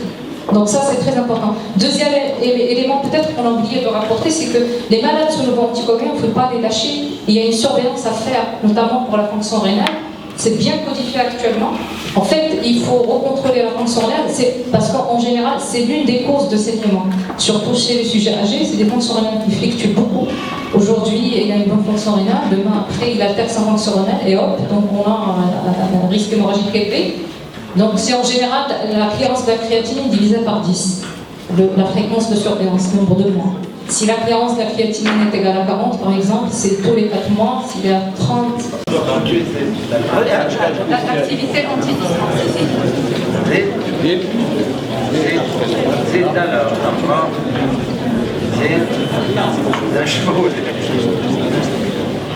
Ah, ça y est, je vois ce que tu veux dire. C'est l'activité antidistance. Là, allez, voilà. Le dosage spécifique des anticoagulants. Là, mais à l'étranger, quand même. Oui. Ça fait partie des ABAC. Même en France, vous sortez de la petite Saint-Pétrière. Exactement. Mais vous allez dans le Saint-Péter-Rouchenot, il n'y a pas de. Voilà, il n'y a pas dans le privé, ça ne se fait pas de manière. C'est pour ça que les autres cas cliniques, j'aurais voulu dans le de 30 quand même. Non, mais je suis d'accord. C'est dosage macaïque. Si vous êtes intéressé, je peux vous faire passer le cas clinique de l'hémorragie intracrânienne. On va les prendre. Parce que ça parle de ça. Parce qu'on va chauffer. Est-ce qu'il y a des questions pour... Si on peut déjà s'entendre sur le Xareto dans la gestion périphératoire, il y a peut-être sur le Xareto qui va se faire obtenir. Ça, c'est quelque chose que les cardiologues et les anesthésologues maintenant commencent à maîtriser. 5 jours s'il y a une ponction achillienne, 3 jours s'il n'y a pas de rachis. C'est âgé 3 jours. Tolérance à la créatinine. C'est un médicament qui ne fonctionne pas avec le TP ou avec l'INR, il fonctionne avec.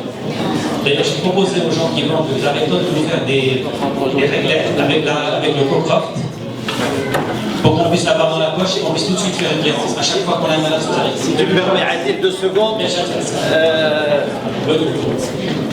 Dans le domaine de la gériatrie, la formule de Cocroft n'est pas valable.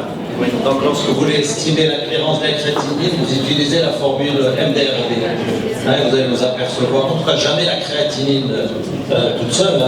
Une femme 90 ans qui a 10 de créate, elle a une clairance inférieure à 50. Alors, on a déjà discuté avec le laboratoire dans ce sens et avec les experts, et en fait, la raison pour laquelle c'est fait par Cocroft, parce que les études qui ont été réalisées ont utilisé cette méthode, donc ils sont validés pour ça. Et je suis entièrement d'accord avec vous.